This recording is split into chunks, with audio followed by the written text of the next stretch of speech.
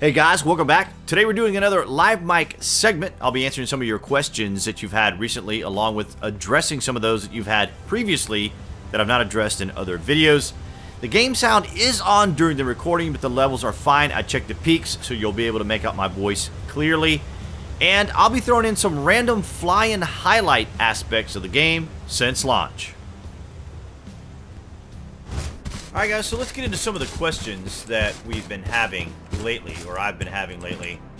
And that is coming from a lot of returning players. One of those was in reference to putting down a foundation and then having it disappear, or having a foundation, which I should have right here. But what I want to do first is I want to make sure that I have enough wood to make some other components. Let's go ahead and get a little more wood. But the question was, why is it that my base disappears, or why is it that I come back and I no longer have permissions for the base? And that is because right now in the game, if you put down a foundation, even with just standard placeables, you have about 24 hours before the base will eventually disappear. So what you're going to need to put down is an actual socketed item. Socketed item is going to be a wall, a gate, for example, or if you want to put down a beam, you can use that as well. So that would be why that is happening.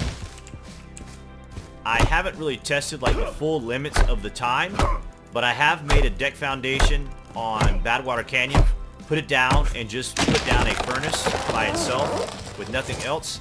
And I left it there for at least a day, and I came back and it was there. So that shouldn't be an issue. Now, if you're coming back to the game and you no longer have permissions to your base, that means that you have probably not been logged in within 5 to 7 days. So you have to log in within 5 to 7 days, or you'll lose your permissions to your base. So that's one thing you'll have to keep in mind too, for those who are returning. And I'm really amazed at how many people are coming back to the game. So welcome back, all of you guys. And if you are new to the channel or a frequent visitor, I'd encourage you guys right now to go click down there on that watermark in the bottom right-hand corner to subscribe, so you guys will continue to get these updates, notices, and information about the game. If you're watching this on mobile, I have to remember you guys are watching this on mobile too. If you're watching on mobile, just go ahead and hit that red subscribe button there on the phone. I believe you can see the watermark on the phone, but I think you got to turn sideways to see it. Now, see what I've done is I've outsmarted myself, and I have filled up my stash, which I was going to mention also. Now that our stashes are secure, go ahead and do, well, I'm not saying that you should do this. This is just a suggestion.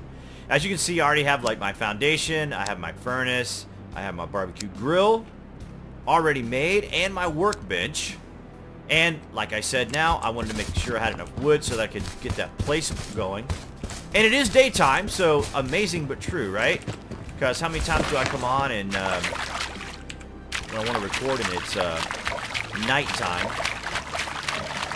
So the next question we had, or I see often, is what's going to happen to Z1? Because we're in Z1 right now. Is Z1 ever going to return back to the original game? Guys, it's just not going to happen.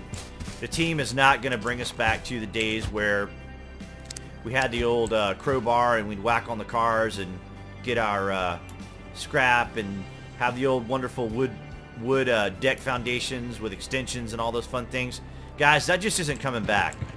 So the game is going to continue to move forward, so we can't really anticipate seeing that return. I know how much you guys missed that. I know that many of you were, when we had the survey, were focusing on getting those that traditional feel again, getting that nostalgia back again. It is nice having Z1 back. I have to admit, I enjoy it too, because you know, I play the game and cover the game at the same time, so I'm was very enthusiastic to have it back. Now, I still liked Badwater Canyon. I thought Badwater Canyon had great concepts. I thought I had great ideas.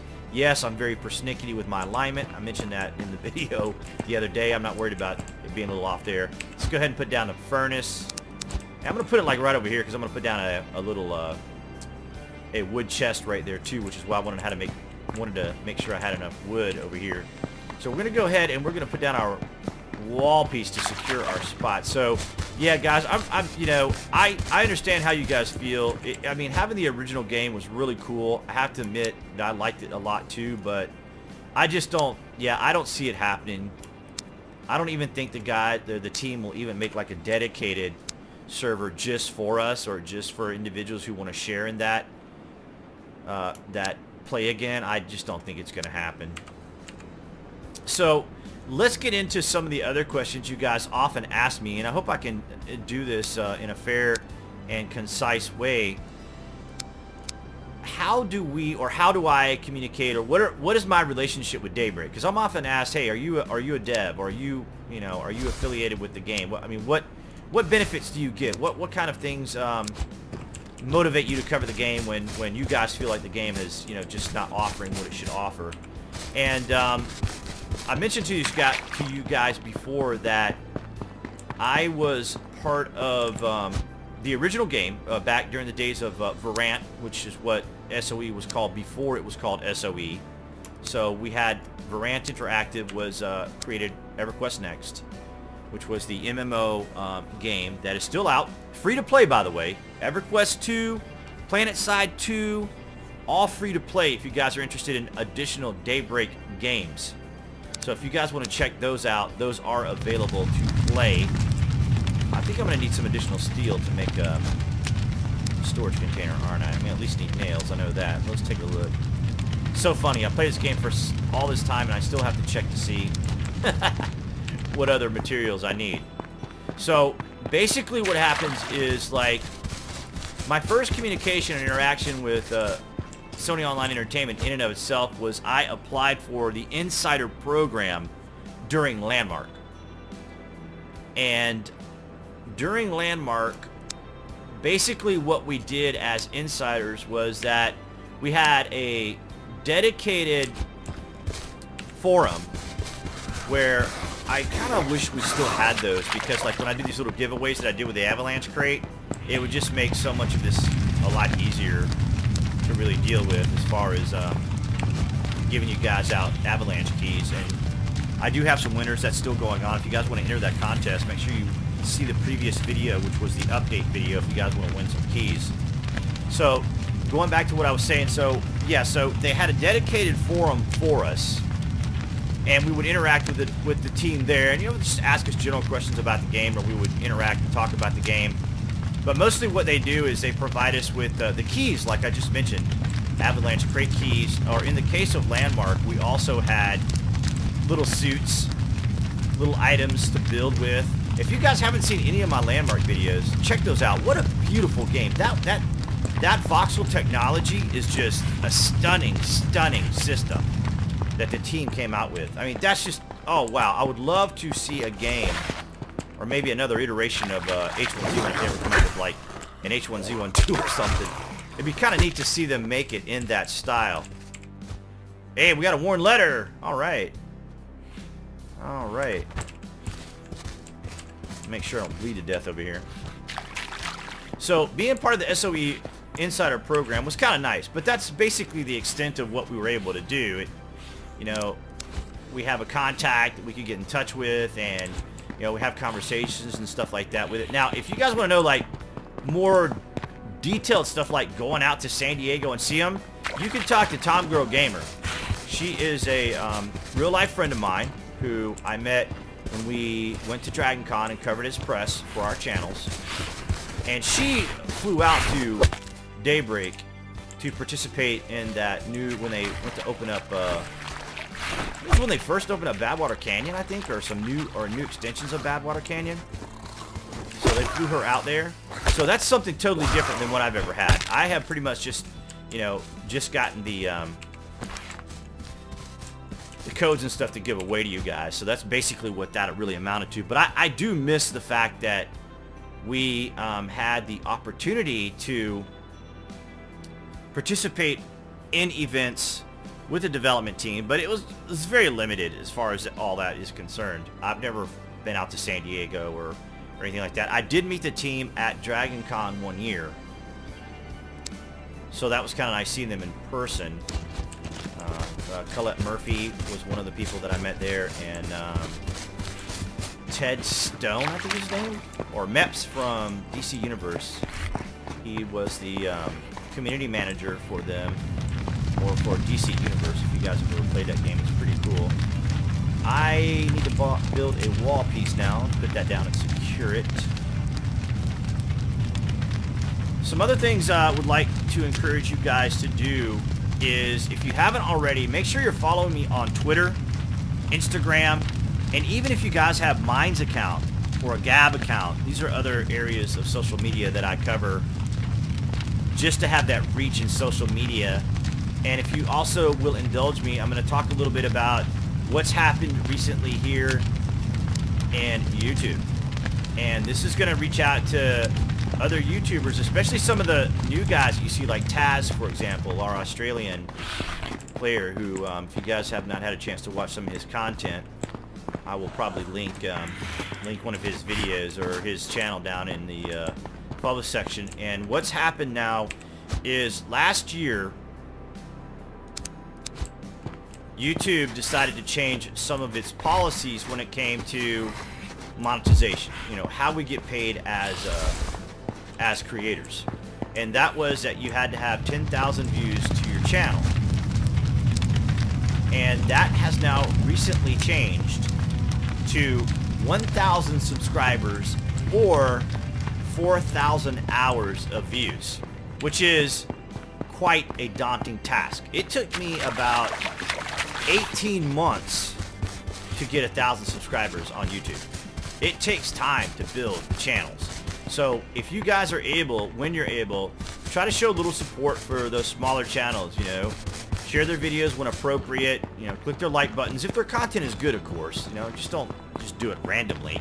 You know, of course, love when you guys share my stuff and click like and things like that too. It really helps out the channel. But these guys are really hurting right now, and they could really use some of your support. Actually, I could use it too. Oh, we got a Blackhawk. Just that so many things have changed lately. There's so much hypersensitivity going around across social media in general. Advertisers and others are getting really skittish about where they want to advertise on YouTube and how they want to advertise on YouTube.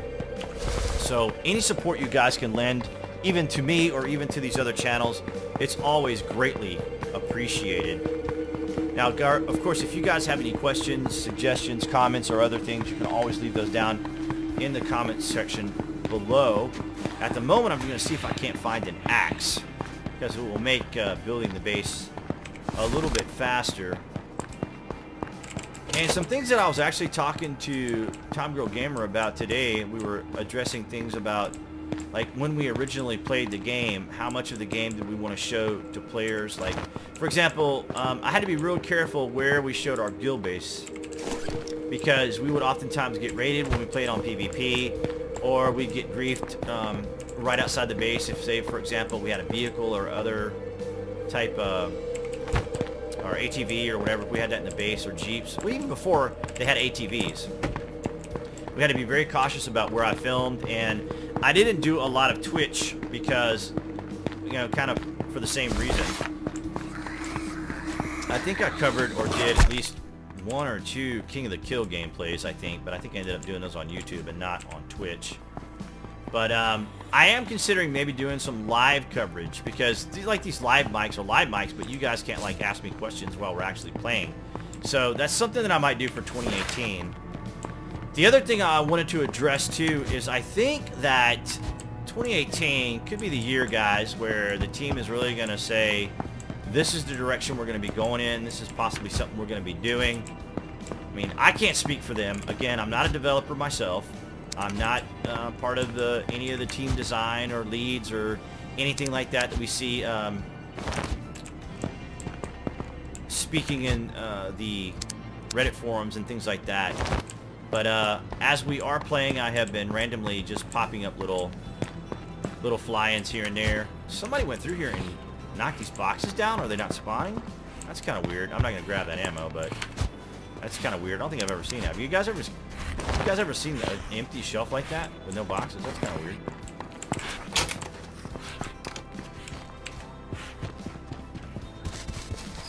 I just realized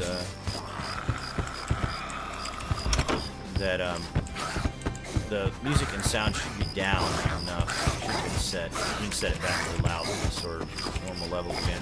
So hopefully it's not going to be too loud for you guys. So in future, I will be doing another Avalanche key giveaway. So guys, it's very important that you follow those particular instructions. There's a reason why those instructions are set up the way they are. This way I know you guys are playing the game. And then I can check your Steam profile. Basically all I'm asking you guys to do is just to go to your Steam profile, copy the URL on the browser, and put it in the comment section to me. Let me look it up, and then I'll issue you guys a key. Very super simple. So at 1 player per. If you won keys last week, I was not giving those away again to other individuals who were asking, so hopefully I can address that right here and now. What are you guys looking forward to in 2018? What are you guys looking for in the game? What is it about the game you guys feel needs to be addressed, looked at, taken care of? And where do you see 2018 leading us? What direction do you guys want the game to go in? Are you wanting more quest items? Look at all these conveys, guys. I mean, wow. Are you wanting more quest items? Are you wanting more things to do? Do you want the game to feel more substantive? I do, personally. I love the little quests. I like doing the little, remember when we did all the different receivers and components and items to make the futuristic type weapons? I kind of like that. I mean, the weapons were kind of OP, but it was still kind of cool to be able to do that. And it gave us a reason to go and, like, hunt the sniper zombie and the predator zombie and the scout zombie, get their drops. Oh, goodness, there's the frickin' gasser zombie. We'll just avoid that zombie altogether. Alright, guys, I'm going to go ahead and wrap that up. I just want to make this quick video to just kind of address some of the questions you guys had and what's going on with YouTube. You guys can look that up yourselves. And I'm going to go ahead and wrap it up. Thank you guys for watching. Thank you for your support. I'm really going to be asking you guys for that continued support now, especially. You can click on the icon that is going to appear on the screen right at this moment to subscribe to the channel if you guys have hung out that long. Thank you guys for everything you do. Feel free to share these videos.